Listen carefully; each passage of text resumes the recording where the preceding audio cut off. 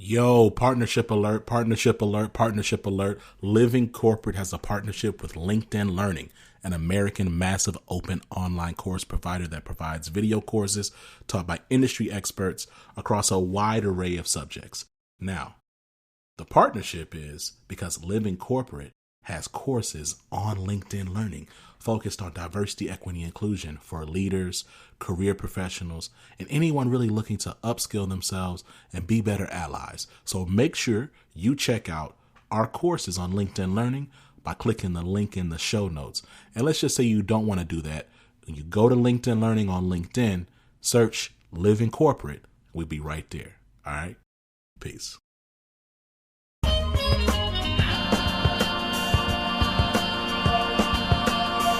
Good morning.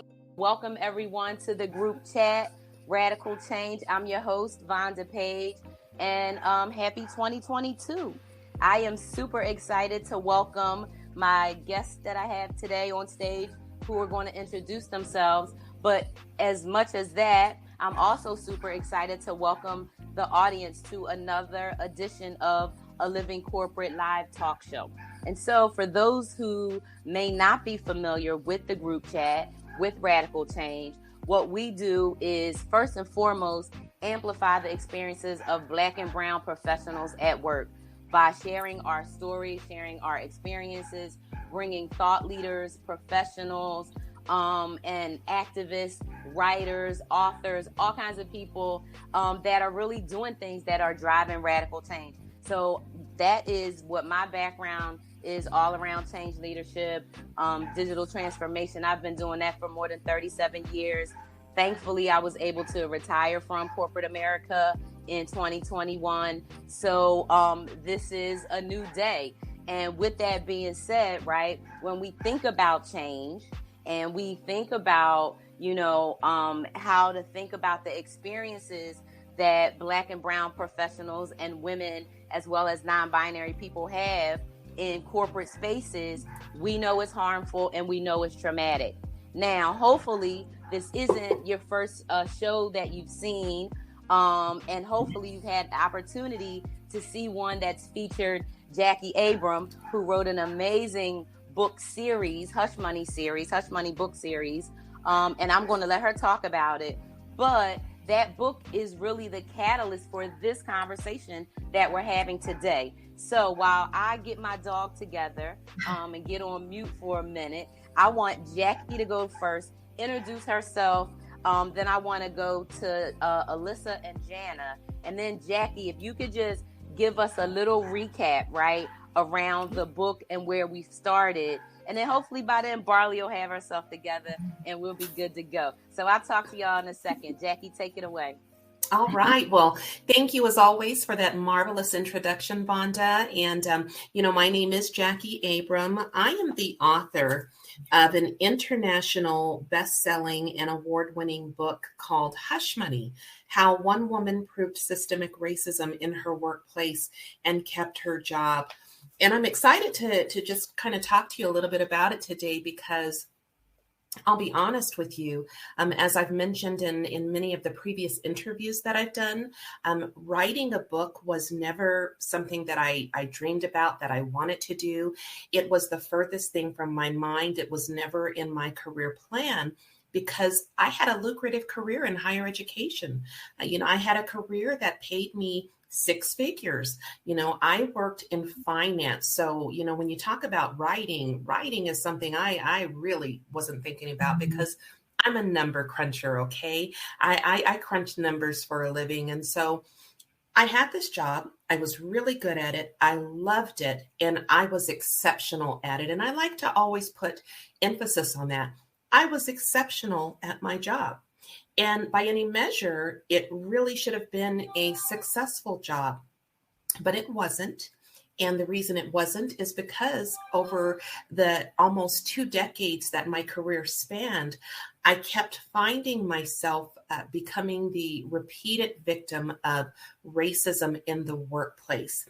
And not the kind that you see reflected in a lot of the movies, the TV shows, and the books about racism that occurred, decades ago, where it was easily spotted, it was overt, you could point at it and say, yes, that's racism. So what I dealt with in my career, what my daughters dealt with in their careers, and what so many of us deal with in our careers is not the overt, easily spotted kind. It's the covert. It's the hidden kind that is so much harder to prove. And so that's where my book has just really been beneficial to a lot of people, is because it actually brings exposure to what we're dealing with today, where modern day racism has morphed, and it's now this hidden aspect of attacking us where we hurt, but doing it in such a way that many of us can't prove it. And so you're left with the devastation to your life and your career. You're left with the devastation of losing your livelihood. And then, as if that's not bad enough, you are dealing with racial trauma. And the racial trauma component of my book is, I think, what's resonating with people the most, because people don't really like to talk about racial trauma. You know, they like to gloss over that. They don't want to know what the impact is of the racism on that individual. But, you know, when people talk to me about that, and I'll give you an example. There was a person who reached out to me on LinkedIn, and it was a male. And he said, you know, I've heard about your book. It sounds fascinating. It sounds very interesting. But I'm not going to read it because I've heard that it's gut-wrenching and it's painful, and I don't want to put myself through that pain. And so when I heard that, I you know me, I'm going to give you straight talk. You know, you're going to get it straight, no chaser, you know, no sugar at it. That's how I roll. And so I turned it back on him and I said, well, if you think reading about what we're experiencing in the workplace is difficult, try living it. Try having your life completely destroyed. Try being targeted by multiple races who are conspiring against you under the influence of a leader and targeting you. And not only to hurt you, but to decimate you, to destroy you to the point where you can't recover.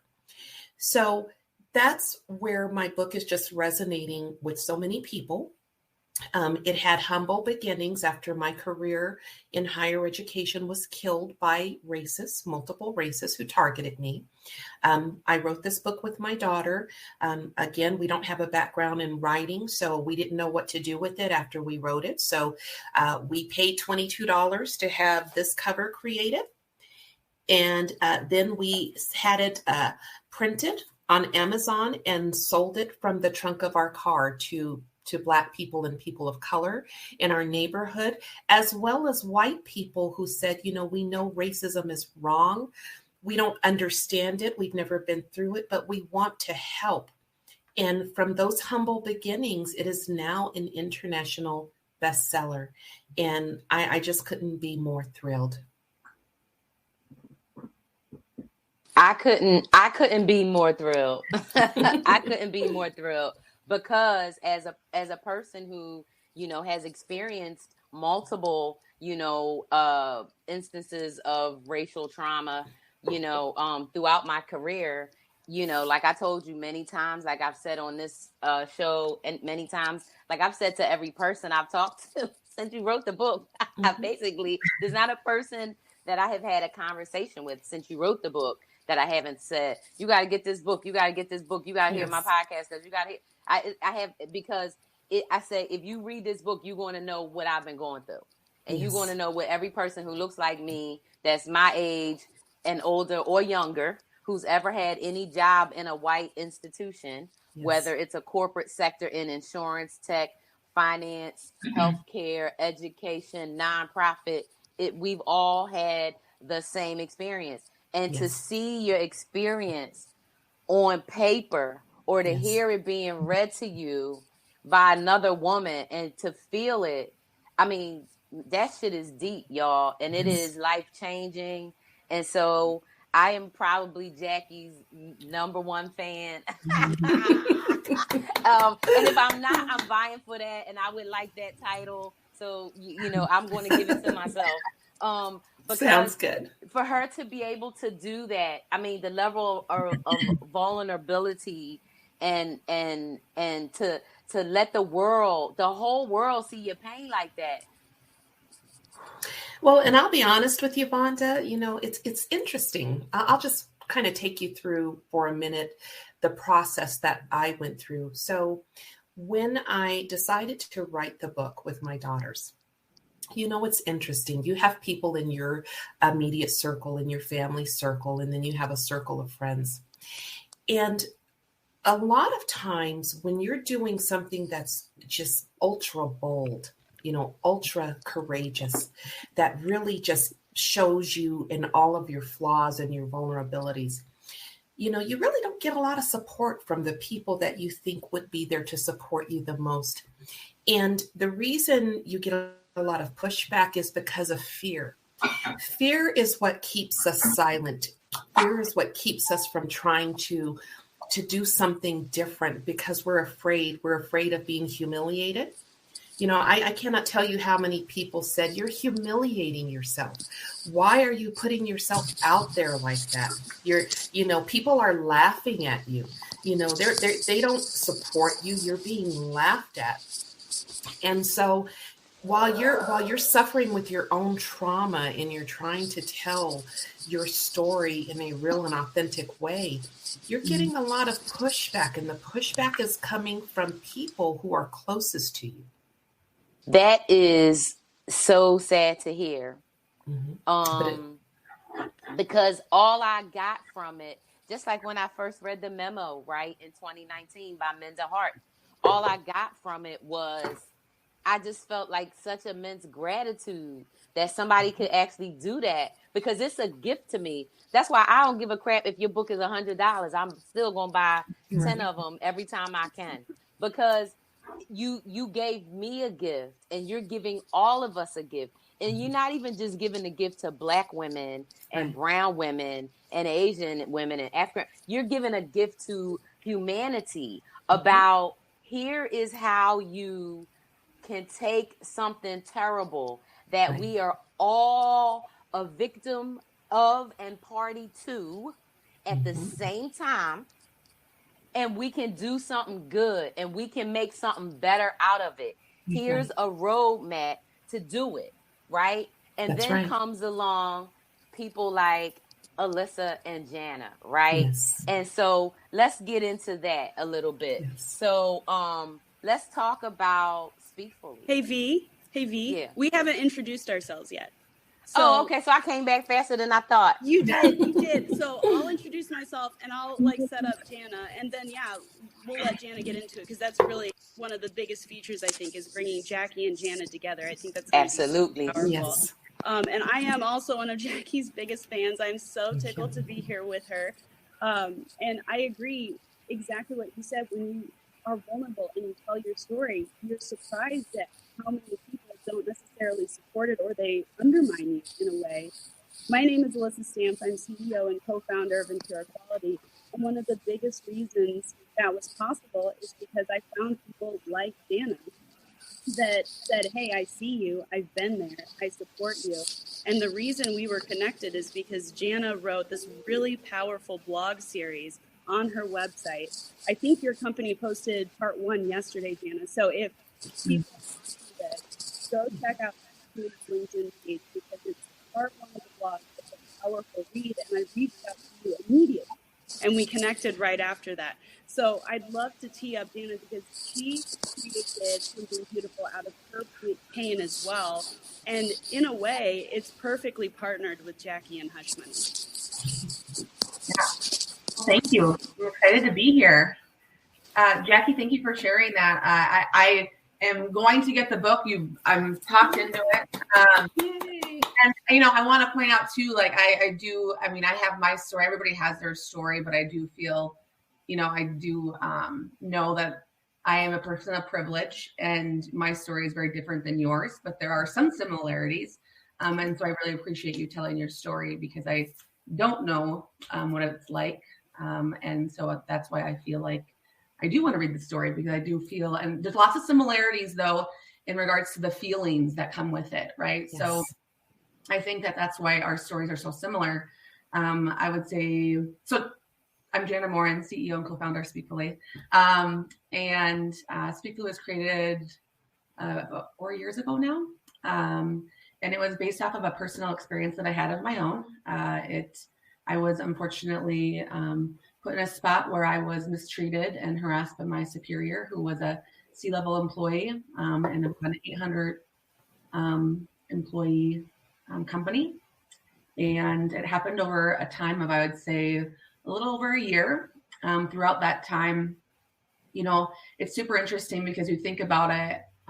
If someone was to tell me months before it started happening, or even throughout it, I would have told you exactly what I would have done.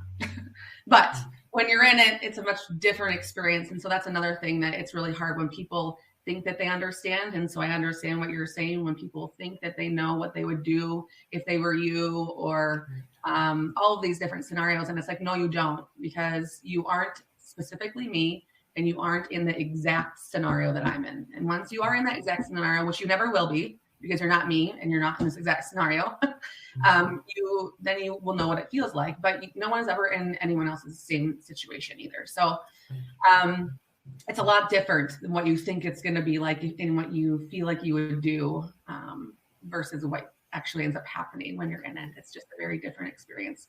And there's lots of reasons for that too, because I'm like you, Jackie, where I'm tell it like it is. There's no sugarcoating it. There's no way that anybody would do these things to me. And they wouldn't do these things to me, number one, because of my personality. Because of that, I know that they wouldn't. And number two, I wouldn't let them do it because of my personality. But that just goes all out the window when you are experiencing it. And it sounds like, and I'm excited to hear more about it and read more about it, about these little things, right?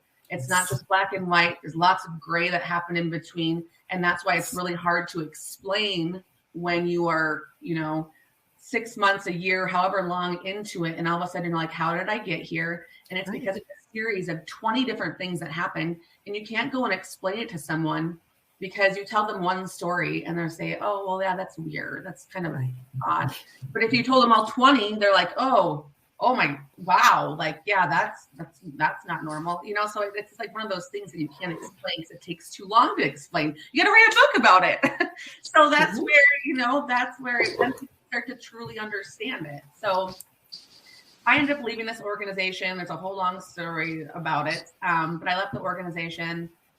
Over time, I was reflecting a lot on what I wish I would have had as an employee during that time, but also what I wish the organization would have had in order for me to come forward sooner than what I did with Day of Exit, which is not like me and my personality at all. So between the two of those, we've created a couple different products that allow for employees to be able to speak up and have a voice in a safe way, but also give the organization hold them accountable, hopefully allow them to be more transparent with their employees, but give them some data and analytics so that they can get in front of some of these smaller issues before they become big ones, which is what we see, in the press on a daily basis now.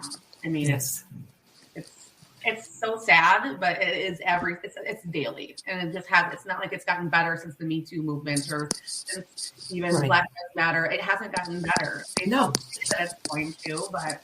Well, and I'll tell you, if I can just add to that for a minute, that's one of the reasons I think that my book is spreading around the world right now the way it is, because, not only does it give you the ability to see and feel, what's happening to us in the workplace, but, like Vonda said, it also gives you a roadmap on how to navigate those horrific waters and how to actually fight it successfully, survive the battle, win the war, and if you want to, keep your job. And so that's why, people are, flocking to my book, because it actually gives you a success story, a roadmap. It's a survival guide. And because this is, the beginning of a brand new year, and Alyssa knows this about me. I have a thing about days of the week and beginnings. And I feel like I look for as many opportunities to do things new and better as possible. So to me, right, every Saturday is the beginning of a new week. Every Sunday is the beginning of a new week. And every Monday is the beginning of a new week. every beginning of a new month is like the first, the first of the month. And I'll start again and be like, okay, the 8th is almost like the first. So because this is the first radical change episode, right, this year for the group chat, what I want to do is I want people to start, even if you already went to work this week, right, at your corporate job. What I want you to do is I want you to start your year out being able to track and keep track of your experiences at work. So not that you're waiting until 10 things have happened. So right now on LinkedIn, I want to talk about 2 things. One, I'm seeing all these announcements, people saying they got their new job. I finally got this job. I got my title. I got this, right? So the market, the job market is reacting to people being paid shitty. It's reacting to people, speaking out and holding corporations accountable. It's reacting to that, and people are getting new jobs, right? You see the article this morning about everybody's friend Tim Apple, Tim Cook, right? All his money, okay, all his money, right? Because none of them, I literally, right? All his money, right? Yeah, the four Microsoft or Google people that made a whole bunch of millions a couple days ago, right? All of this stuff happening. Meanwhile, you have rich people out here saying that people don't want to work because people don't want to work for $6 and be spit on and had a mask pulled off and cussed at and screamed at. And so they're calling everybody lazy, including knowledge workers who would like to stay home to protect themselves from the pandemic and from hate crimes of all natures. Let's be real with it, right? If you don't have, certain levels of testosterone and certain genitalia, your life is at risk every time you step out the door, right? And then you add melanin on top of that, then we got a whole nother thing. This is where we are in 2022. No sugarcoating it. No need to BS around it. So let's do what we need to do to prepare and to empower, right? Everyone out here from the door right now. Let's do what we need to do to, number one, document and care for ourselves in these harmful workplaces. Number two, educate and collaborate with people who say they care about us in the workplaces. So let's start there. So Jackie, it's a brand new year. Tamika going to her job tomorrow. New day, first day, new job. She might be a senior director. She might be an analyst. How does she need to set herself up for success to be able to guard not just her intellectual property and how she do her job? Because we already know women, when we go to work, non-binary people, we go to work, queer community, if we out living who we are, when we go to work, we excellent anyway, because we already know we're being judged at a different level. So I'm not talking about anybody's job performance. I'm talking about how you're treated in the workplace and how you maintain your personal values and do what you need to do at the same time. Let's give people the roadmap right here, right now, 2022, so they can be ready. Okay. So, the most important thing I think of when I think of anyone joining the workplace, and you can do this regardless of where you are in your career journey. If just like Vonda said, if you are someone who just got a new job, you're brand new on that job, that's great. But if you're in the middle of your career and you've been there for years, you can always start with protecting yourself, because one of the models I have is you want to, hope for the best, but you want to prepare for the worst. And if you keep that motto in mind in everything you do, you're going to find it easier to protect yourself when discrimination, no matter what type of discrimination it is, it can be racial discrimination like what we're dealing with. But there are so many other types that what I teach in my book actually applies to help you navigate and survive those waters. So the very first thing that I would do, there's two things you want to do right out of the gate. You want to, first of all, do some research on Google. You want to Google the list of one-party consent states. Okay. You want to find out if the state that you are currently working in is a one-party consent state. Why is that important? It's important because if you live in a one-party consent state, like in the state of Texas, for example, or the state of Colorado, for example, federal law actually allows you to secretly record conversations that you are involved with. That is huge, especially with today's day and age. We've got our smartphones here. We've got little recording devices that we can actually attach to our phone and disguise it under a lapel pin.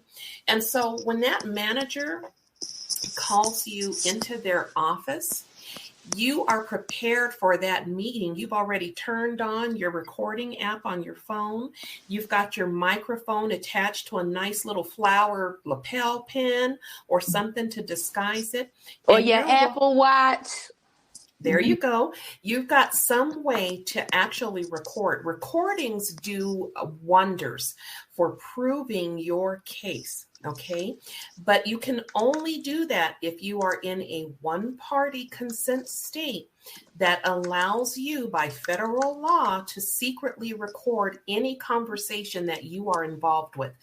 For example, right now, if I wanted to, I could record this conversation because I'm involved in it.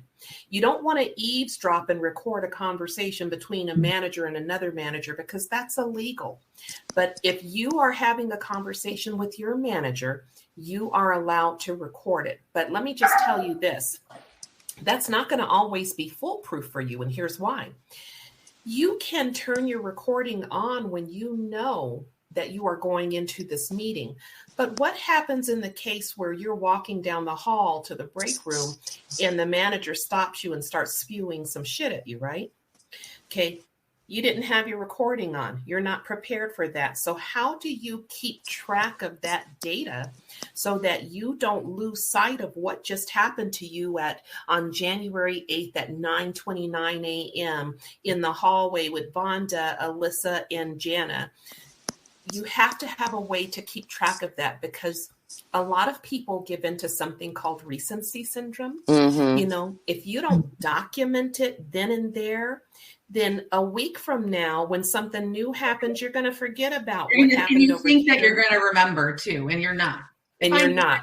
Remember, you're not. You might remember it. You're not going to remember the details that you need. Yeah. That's right. That's right. So you want to have both of these methods. You want to have your ability to record if you are in a one-party consent state, but you also need a backup method. And I'll tell you, the method that I show you in my book is something so simple, doesn't cost any money. You basically Speakfully, you can do it. Is exactly. You can go on, log into Speakfully. You didn't know about Speakfully then, but what I will tell you is that they can go, and we give them a very good, easy way to document in our platform for free for individuals whose orgs don't have it. So keep going. Yeah. So I'm glad you put the website up because that's awesome. I'm so glad you did. Yeah. So we didn't have that back then when she was going through her issue. So what she did is she actually went to Microsoft Word, it's a word processing software, and she created a document. She named that document Daily Log, and she gave it a 3-column headers, date, time, and description. So let's say she's walking down the hallway to the break room, and her manager stops her and says something to her, that she feels is important enough, it's inappropriate enough, it's vital to what she's doing. She's slowly laying out her case.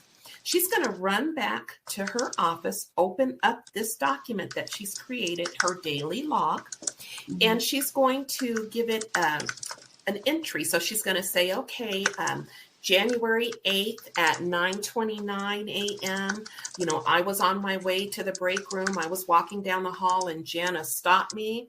Jana said, I don't like your hair, or whatever Jana said, something that she felt was relevant. She's going to write it down. She's going to save it. That is huge, because now you've got a living document. It takes you all of literally 1 minute to go back and document what happened. But then 5 years into your career, when you've got 1,000 of these little entries, it really paints a vivid picture of what happened to you. Without that documentation, you cannot prove it. And so Alyssa and I talked about this, Jackie, over the holiday. And I was just typing something in the chat for people. So if you have an iPhone, and I've only had iPhones, I've only had one Android phone, and I couldn't work it, so I got rid of it. I know it works on iPhone, iWatch, the Apple Watch, and iPad. What you can easily do with literally one click is hit your voice memo and make a voice recording. Not only does it record you verbatim, right, but it also puts the date, time, and location stamp of where you made it. Then just with one other click, you can share it to your own Google Drive or iCloud or an email to send to your lawyer or wherever you want, just like that. And the best thing about that, using an external device, your own device, is that you don't even have to use their laptop to type anything in, right? That's awesome. Depending on what type of organization that you work for, okay, especially if you work for a tech or a finance company or a publicly traded company or a startup or any tech company, right? Basically, probably 90% of all companies, all of your things that you do on that corporate device are tracked. So even though they cannot stop you from uploading your own email to yourself and sending yourself an email, they can't stop that, but they can monitor your traffic. Okay. Yes. So they will know Jackie emailed her personal Jackie account 18 times, and then they're going to look to make sure they know what you sent. So that's right. And then depending on the level of encryption that you know how to deal with and things that you may or may not know how to do, they'll know that you are sharing something with yourself and you're documenting. Yep. So what I want to do also, I have this thing about, using the master's tools against them, not just the way that they want to use them. So we have to use all of these things that we may not have ever thought about. We have to do this type of documentation. And, I talked about this even in Alyssa, the conversation we had about that you hate feeling like you got to document every damn thing. But we have a history of not being believed, of not being taken seriously, of leaders not being held accountable. And we have to do it. So that means by any means necessary. So you have technology tools in your own hands. So for people who say, I don't have time to take a journal, I'm not good at writing, I can't remember everything that happened. Soon as it happened, you could be like, okay, just came out the room with Brian. He said this, ABC, and now I have to do this. And he said it in this way, and he did this, and he did that, blah, blah, blah. Boom. Now, and then you're done. And it's good because either you can spend those few minutes documenting it now, or you can spend hours trying to put all of this together, and it never works. It never works if you have not been prepared when it happens, because they start coming at you too fast.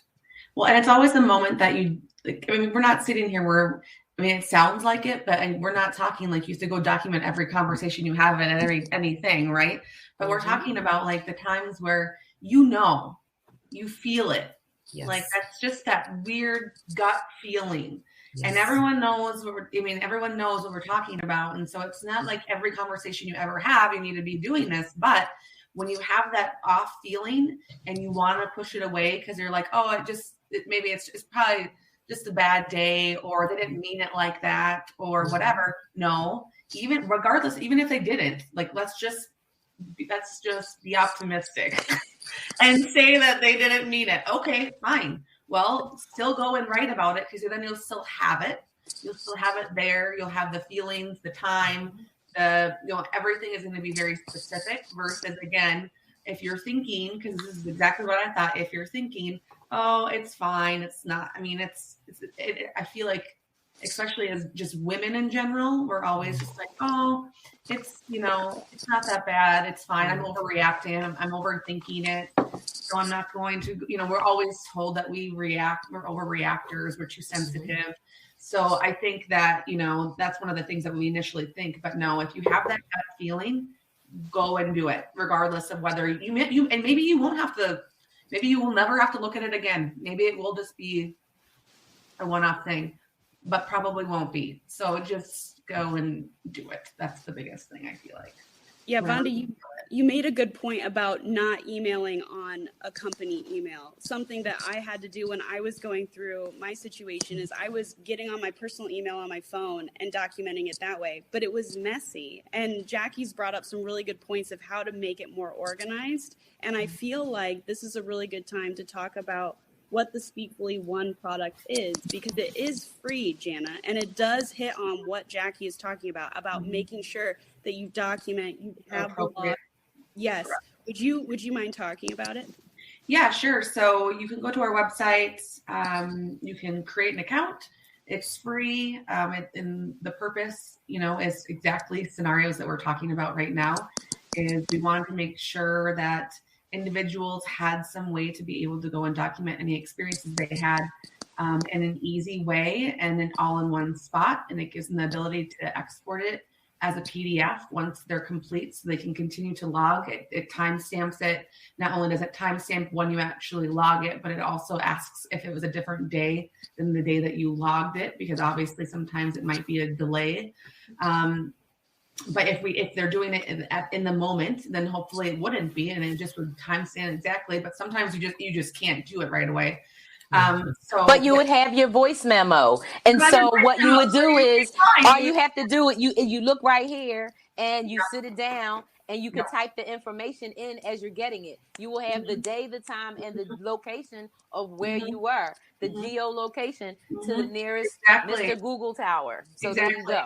Well, and we also have the ability for each time you go in and write something to add something as an attachment. So I had a lot of screenshots of Slack messages, of emails, of all of those things, and so you can add it in as an attachment as well. So there is, the free version is meant for people who are experiencing these types of things. Their organization has nothing like it that they could do it through them, or maybe they just aren't ready to do that. So they can go in and do that in the free version that we have. So, it sounds like an incredible product. Vonda, I don't know if it's possible, but, I'm one of those people. I'm a visual learner.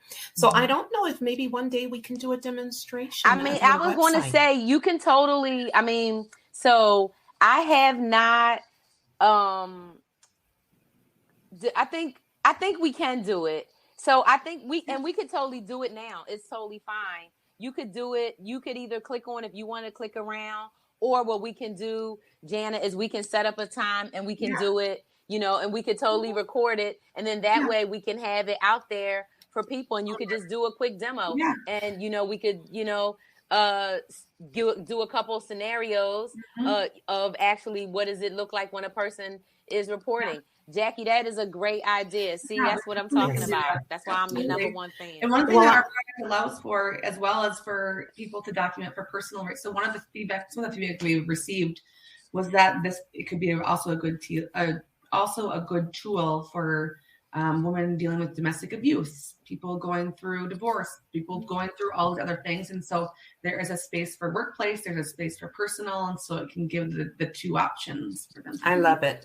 Yeah, I love it. And I know, just speaking personally as someone who has actually gone through, years of discrimination and, what my book outlines, these are the kind of tools that people need, because in a lot of cases when people are dealing with discrimination, their minds are so messed up behind what's happening to them. They're frazzled. So they need something that's quick, that's easy, that they know how to use. That's why a tutorial is going to be, priceless. It's going to be invaluable. So people can be proactive, see how to navigate your website on the front end, versus on the back end when they're in the fray. Oh, yeah. That's going to change the game. Yes, okay. I love it. So So documentation. We know that documentation is key, and we want people to think about that, especially right now at the beginning of the year. So that's one whole piece. Now let's take it to another level, right? So you have to document, and when you know that you got that feeling, and you decided to go ahead and listen to it, and acknowledge, things are not how they're supposed to be, you still got to go on. You still got to get dressed every day, get yourself together, either go into the office or sit on these meetings, and and you still got to read the newspaper, and do what you got to do. Let's start, as we, take the next, 10 minutes or so to wrap down. Let's start helping people think about that mindset, and that how you go about, doing what you need to do while this is happening, and not that consume, right, you to where you get as depressed as Ebony, got, right? When she's like talking about, am I going to commit murder, homicide, or suicide? Like, she's like trying to, because you get to that point. And so let's give people some tools and some strategies and some ways, right, to in this moment, even if you're going through and it's terrible, how to hang in there. And Vonda, before, if you'll just allow me just a couple of minutes before we segue there, I just want to say one more thing about the documentation. So we talked about doing the daily log, having a living document where you are recording things as they occur. We talked about determining whether you are in a one-party consent state where you can actually voice record folks. But the biggest thing, which is equally as important in my mind, is adopting the motto, the E in email stands for evidence. You want to start weaponizing email. And my book teaches you how to do that. You want to keep track of emails as they are being sent to you, and as you are sending emails. If someone says something verbally to you that you feel is going to be important to you as you are building your case, because what you're doing is you're creating an arsenal of weapons. So if Jana comes up to me and she says, Jackie, great job on that presentation you did today. You blew it out of the park. Well, Jana may be my supervisor who just gave me a verbal compliment, right? But then when Alyssa, who's the racist boss, starts attacking me, and because of her influence, she gets Jana to conspire with her, and then pulls in Vonda too, and all three of them are conspiring against me. Now, all of a sudden, Jana may say, I never said you did a great presentation. You're an incompetent employee. We're going to write you up. We're going to give you, put you on a performance plan. So when people tell you things verbally about your performance, never let it sit at that verbal. You want to go back to your office or your desk. You want to send them a thank you email that says, Jana, thank you for letting me know what a great job I did on that presentation today when I saw you in the hallway. I appreciate your feedback, and I'm glad that you were pleased. Now you've got this document that you can now upload. I like Dropbox myself, but it sounds like your software has the capability to take that email and upload it. The reason it's important is now you've got a record that on this date and time, you were performing your job at a high level. So now you've got tangible proof. But more importantly, as things start to derail in your career and things start to spiral downward, as this group of people is now conspiring to paint you as an incompetent employee, you're going to find that things start disappearing. Accesses start being limited. Emails that are important to you, you're not going to be able to find anymore. So you want to be collecting these things all as they're occurring. So I just wanted to get that out there. You want to weaponize email. That's going to be a powerful tool in your arsenal. And there are a lot of powerful tools that are laid out in chronological order in my book. So make sure you take a look at that. So I just wanted to get that in there before we segue to, our mental health. Yeah, that was good, Jackie. No, I'm glad you did. That's super important. And make sure you put the link to the book in the chat, just so people don't forget that they can, get it through there. And for people who want to do like me, support Jackie rather than the big book company who I try not to buy things from if I don't have to. You can always reach out to Jackie directly on LinkedIn, and she will ship books to you. She'll ship autographed ones, as many as you want, and that way she gets to keep the money instead of the person who definitely don't need the money because he got his workers peeing and pooping in cups and workers dying. Y'all heard about the workers that died last year. 2 workers. One had a stroke on the damn job, was saying they didn't feel good, wouldn't let them go home. The other person, they worked them to death. Right? It's just horrible. So it's disgusting. So I don't want to give them a penny. So any person who's been on my show, any person who I have their books, I know we can all buy from them directly. So make sure you do that instead. And so boom. Okay. So with that segue, so we know we got to keep these documentation. Unfortunately, it just is, right? We know that we have to navigate these traumatic experiences, but we still have to do what we have to do. So let's talk about that mindset and that way to practice, right? Caring for ourselves in the midst of these harmful environments. Because as women, we know that they are going to be harmful, right? And we know that all of the fields other than healthcare and elementary education are dominated by men. So these are unsafe and harmful workplaces. How do we care for ourselves? Jana, why don't you get us started on that a little bit? I mean, yeah, it's hard in the middle of those experiences, honestly. I mean, it's so mentally exhausting and time consuming, and it takes over your whole being. I remember when I was going through it and realizing how mentally exhausting it was.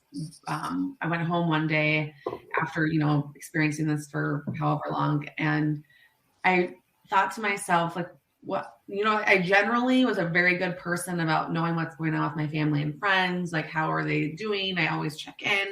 And I, in that moment, realized I had no idea. And I had no idea because throughout the entire day, all I was doing was navigating this individual's personality, and all I was, and which was like this.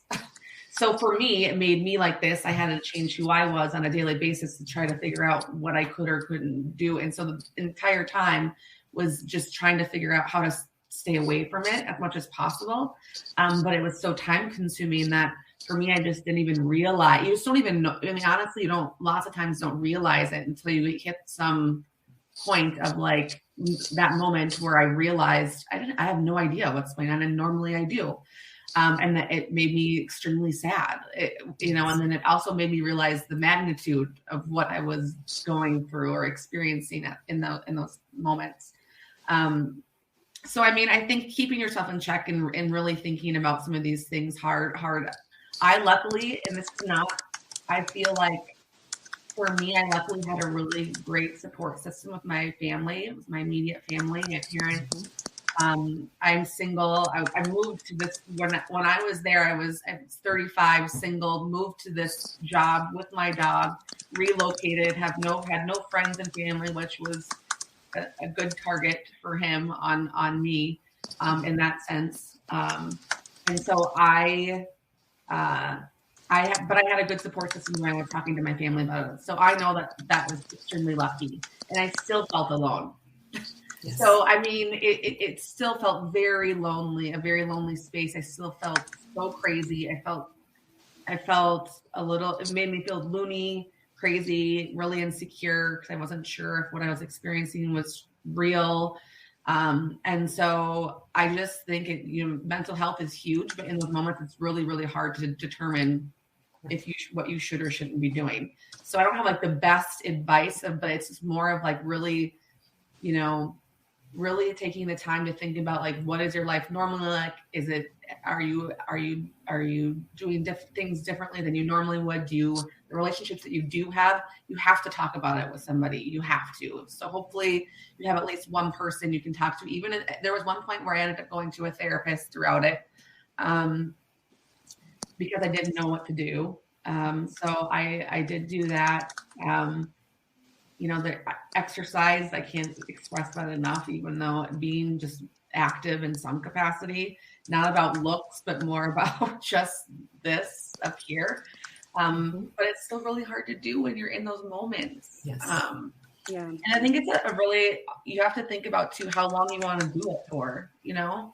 I think for me, it was really hard because I was like, I can't do this, but I have to have my job, you know, and just you're going back and forth. And so I think you have to think about like, at what point do you have to try to like move to the next step? Like we could document all day long forever, but at what point are we going to do something with that?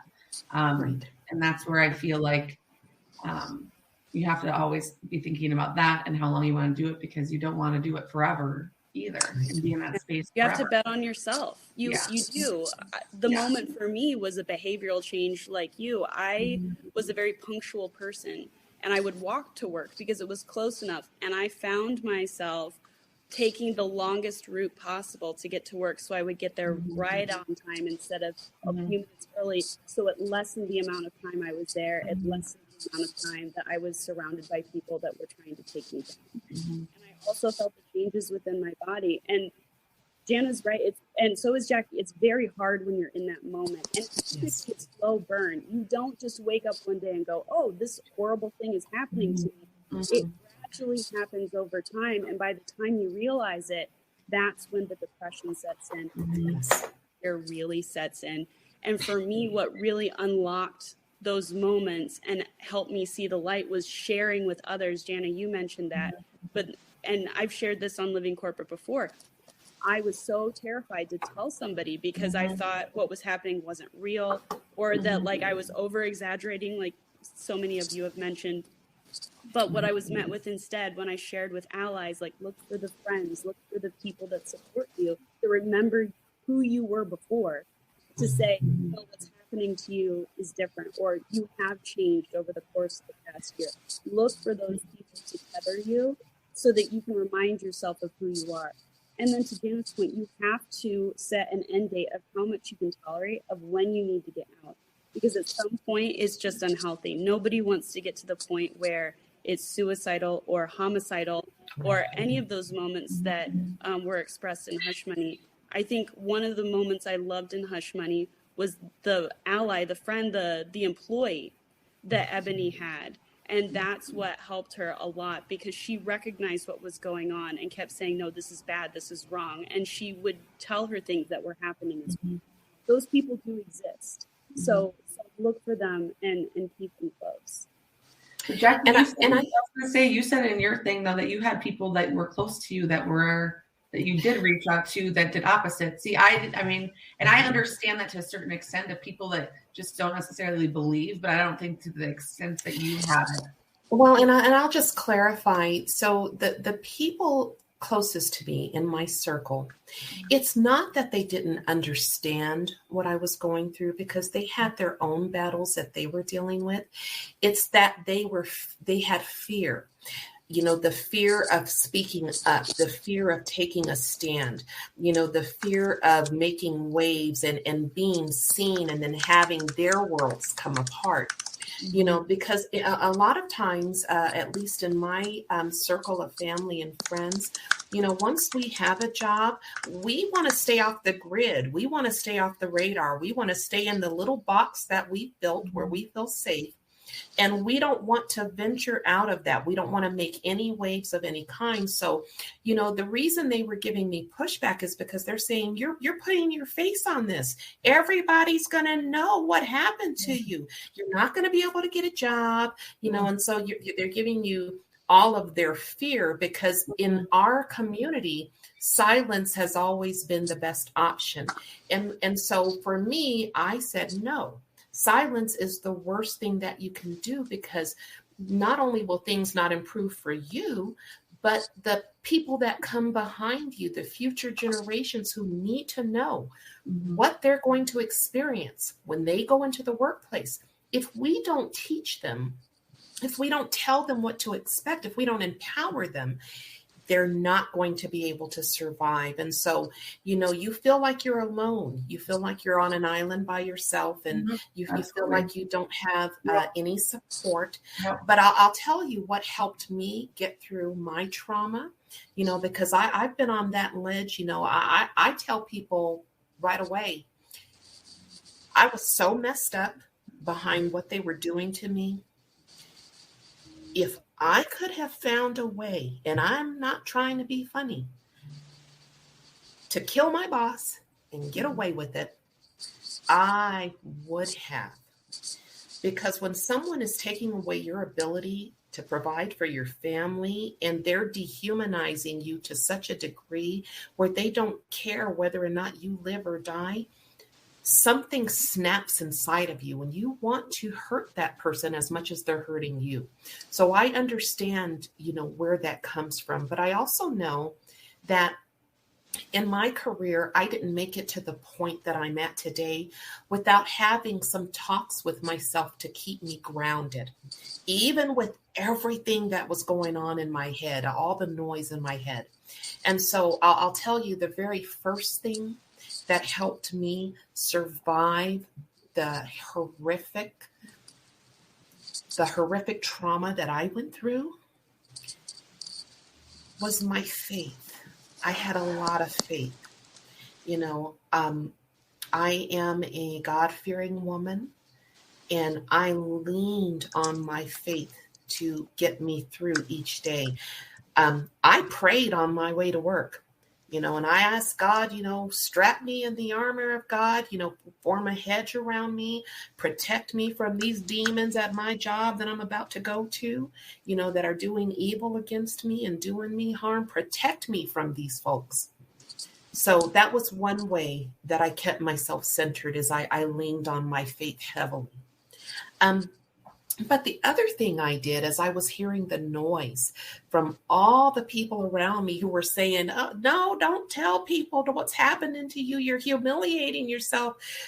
People are going to see your face and you're not going to be able to get a job. And, so as all this noise is happening around me, I developed a phrase that I would tell myself, and I would just stop for a minute and I would say, okay, I know I'm scared. I know I'm going to have to enter this fight, but if I don't fight for me, who will? And there was something about that phrase, if I don't fight for me, who will? That just snapped me back and gave me that little bit of courage that I needed to get me to that next level. Does that make sense? And then, the last thing that kept me going is this. Yes, there were people in my circle that, were just terrified for what I was doing, that didn't support what I was doing, out of fear. But like you all have said, there were others who were supportive and who said, speak your truth, speak truth to power. Do what you need to do to where you feel good at the end of the day, and you're helping someone else.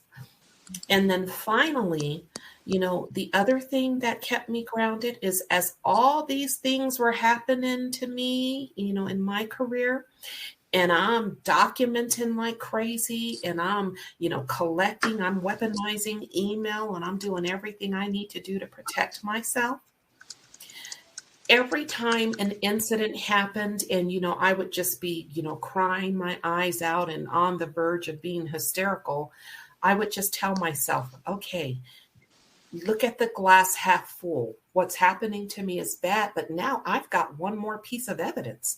I've got one more piece of tangible evidence that I'm going to put in my arsenal. And so that's how I kept myself grounded, but still doing what I needed to do. And so, you know what? And I think that's a great place to end it, right? Because you have to do that. And it's like, that expression, we have to walk and chew gum at the same time, right? Like, we have to keep going. we have to leave this legacy of information and technology and resources so that people are not going to be sharing these same stories as common a year from now and 2 years from now. I'm not saying that we're going to be able to eliminate all of this terrible behavior, because that's going to take years and building out ecosystems of change that are going to have to just permeate throughout all strata of society. So that's a bigger job. But we as women, as Black women, as brown women, as non-binary people, as human beings who get treated poorly, discriminatorily in a workplace. I haven't had any caffeine in about a week. I know what you mean. I know what you mean. Right? Right?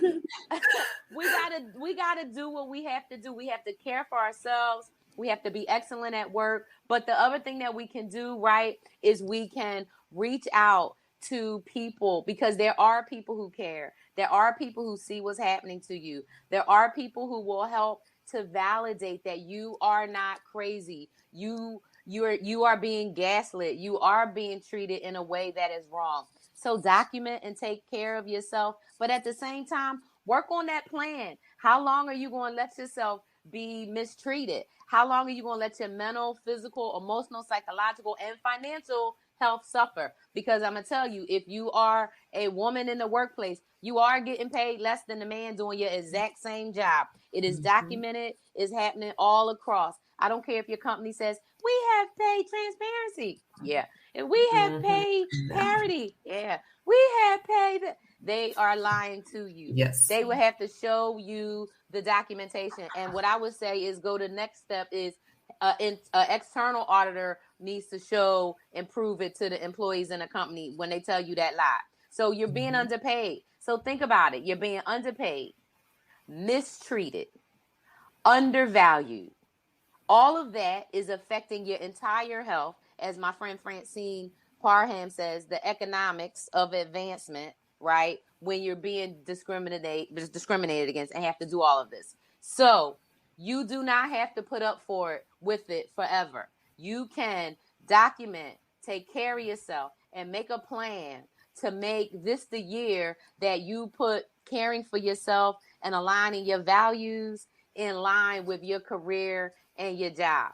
Not telling everybody, hey, run out and quit your job and become a CEO tomorrow, because that's not what people want to do. But I think what people do want to do is work in safe, fair environments that are not harmful, where they get the opportunity to grow, thrive, learn, and come to work every day without being hurt by people, period. We're not asking for a whole lot. Like one of my favorite people, RGB, said, just take your foot off our necks.